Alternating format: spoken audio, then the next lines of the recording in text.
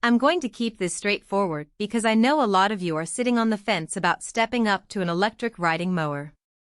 The biggest worry is usually whether you're paying for a gimmick or getting a tool that actually makes the weekly lawn chore less of a headache.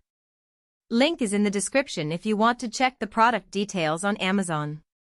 In the next few minutes I'll walk through what the EGO Power Plus Z6 actually does in a typical suburban yard, where its value shows up, and who should walk away before spending a couple of $1,000s.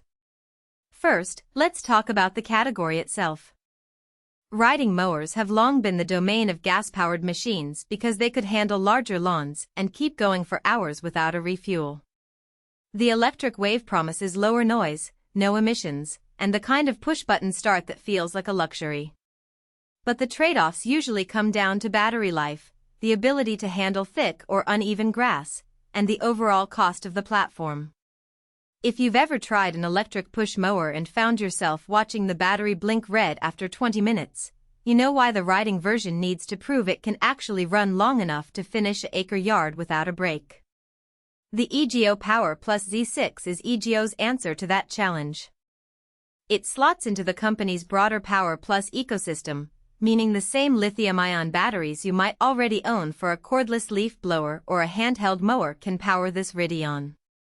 That's the EGO platform compatibility promise, and it matters because it eliminates the need for a dedicated, pricey battery pack you'll never use again.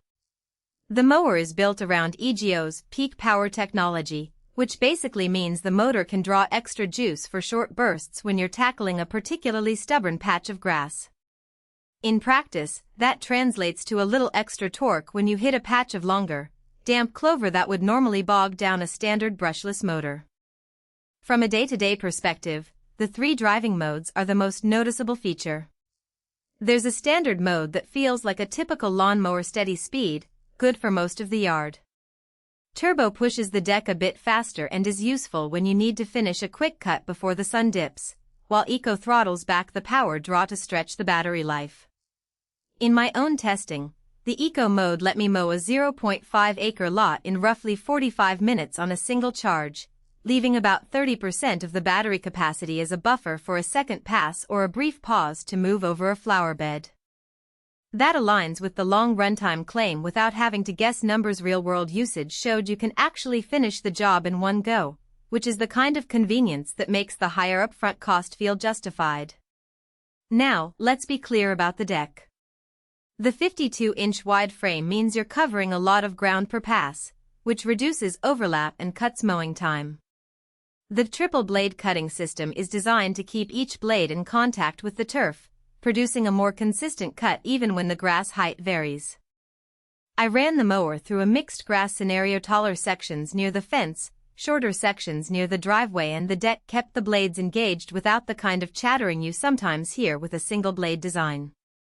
The result was a uniformly trimmed lawn without the need to go over the same strip twice. All that sounds great, but the hidden trade-offs are where the decision gets interesting. First, the battery is a sizable component. Even though you can use any Power Plus battery, you'll need at least a 5.0 Ah pack to hit the full runtime numbers I mentioned.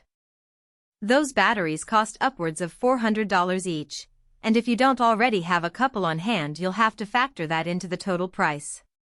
Second, the mower's weight is noticeable, about 800 pounds, so maneuvering it around tight corners or pulling it out of a garage can be a bit of a workout. It's not a deal-breaker, but it does mean the wide frame design isn't as nimble in cramped spaces. Lastly, because it's electric, you're dependent on the charge cycle. If you forget to plug it in after a long day, you could end up with a partially drained battery the next morning, which will cut the runtime roughly in half. So who should walk away? If you have a relatively small lot, say, under a quarter-acre, and you already own a set of EGO Power Plus batteries, the Z6 is probably overkill. You'll be paying for a deck size and riding platform you won't fully exploit, and the extra weight can feel unnecessary. Likewise, if you live in a rental property where you can't store a large machine in a garage, the bulk may be a practical obstacle. And if you need a mower that can handle steep slopes greater than 20 degrees, you'll want to check the manufacturer's slope rating, the Z6 is built for moderate grades and may struggle on a hilly terrain. On the